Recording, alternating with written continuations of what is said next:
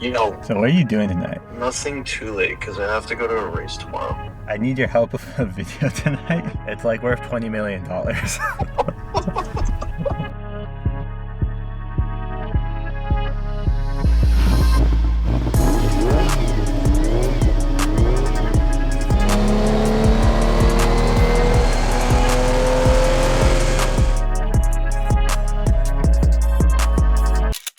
This shoot is very last minute. First off, what time is it?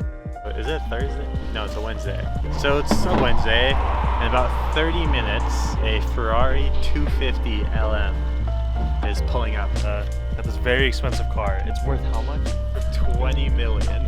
That is the most expensive. This is the most expensive car I will probably film in my entire life. Make a video of, use it as a prop, whatever. So basically, Sotheby's reached out to DFYND, and I really hope that's not it.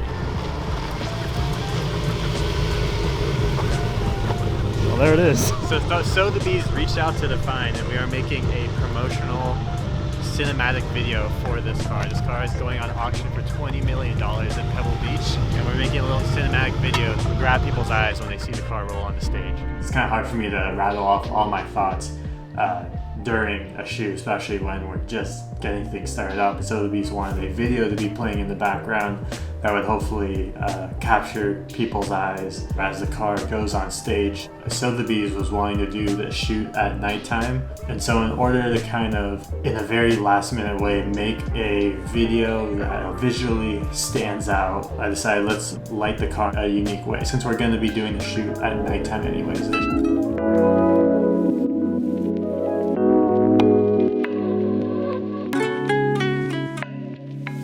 DFYND is paying me in a Supra for this shoot. We wanted to stay away from kind of the traditional car videos, but you can only go so crazy with that sort of stuff with 4 hours of planning. So instead I kind of proposed the idea that I'll bring some lighting with me and we'll kind of light the car in a kind of cool, contrasty way. Just try to make the video stand out. So we're gonna kind of play some contrasting colors, like some blues and some reds, and see what happens. Christian did a motorcycle shoot about a couple months ago, and that's where he heavily played with lights on the, like on a dry lake bed. I took out my motorcycle, my Ducati A21, to a dry lake bed. I brought the Aperture 300 and I stuck it way up in the air and just kind of played around with the lighting. For this shoot, I wanted to try to replicate that shoot that I used to photograph my motorcycle, but do it here with this Ferrari. So that's pretty much the same concept we're going to be imitating in a sense here, as well as capturing some rollers, static shots, yeah. Right now I'm raising a 20-pound dumbbell up in the air over a $20 million car. What's life without a little bit of risk? That's a lot of risk, actually. Christian's gonna have to move to Cuba if this thing falls. All my camera gears is yours, Brandon. Yes. Now I kind of found this out during the shoot. They didn't want to have the car running that long, so they didn't want to turn the headlights on because they were afraid the car might die, and it's such an expensive car you wouldn't want to call a tow truck. I think cars just look better with the running lights on. So for this shoot, since we couldn't do that, having the external light setup was super helpful in kind of bringing out the car. Because yes, the car is super pretty on its own, but if the car was just there in the dark like they had wanted to do, and we couldn't even turn the lights on, I don't even know how this would have came out. Yeah, I like that. And then change it back to red. Yeah, and let's put the red directly behind the car. Okay. So we want to kind of emphasize the brake lights a little bit.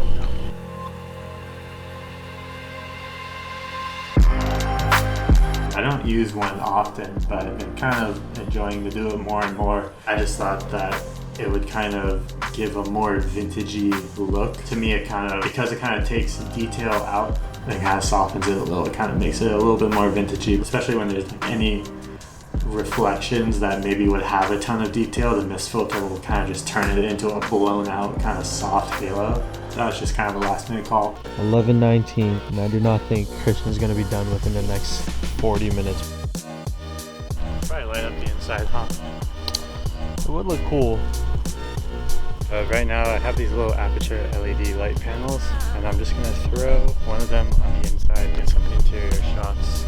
So what you got to do, Christian, is on top of this, you just put some intense music right now. now because if you break this door handle, it's $250,000. Yo, that's a door handle. Ew. Oh. Bro, you own one of these? Sold mine a while back. I'd rather have one of these than a Supra, you know what I mean? Shout out to DFYND for buying me a Supra. Oh my god. Don't scratch that chair, because that's everything we own. We're worth a seat. Just slam it. You don't do like... Oh my god. We have one of our roadmap lights that we looked up. We have that on the interior, and Christian's just grabbing some filler shots so that he can fit them in to the video to show the transition between engine driving, the exterior rollers, interior shifting.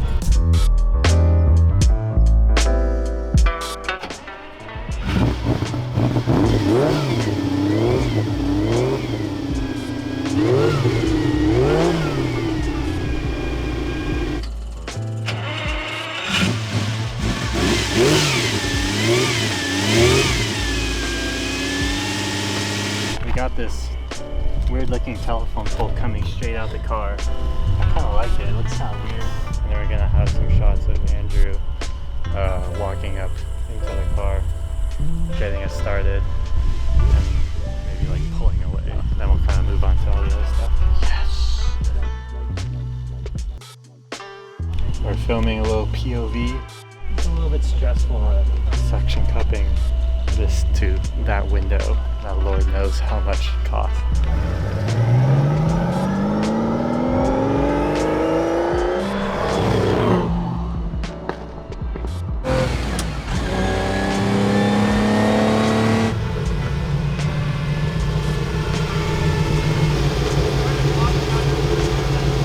It's 2 a.m. in the morning and I'm just wrapping up the editing of this behind the scenes video, and I realized that we didn't film any of the car-to-car action for this video. Brandon had to drive the car. I was filming, really just hanging out with his truck. Super run and gun. You guys know this video was super last minute. For future videos, I'm figuring out better ways to kind of film the behind the scenes when we're doing a lot of those driving shots, just because I feel like that'd be super cool for you guys to see. I'm really trying to dig into the creative process when it comes to these videos, and not only showing how we get the shots, but showing what the thought process is behind the shots. Definitely comment down below if you have suggestions of things that we could go over for future behind the scenes videos that maybe we didn't cover in this video. Otherwise, stay tuned for more behind the scenes videos and more of the productions that we do here at DFYND. Trying to make them bigger and better always. You know, the next video will always be better than this one, so stay tuned.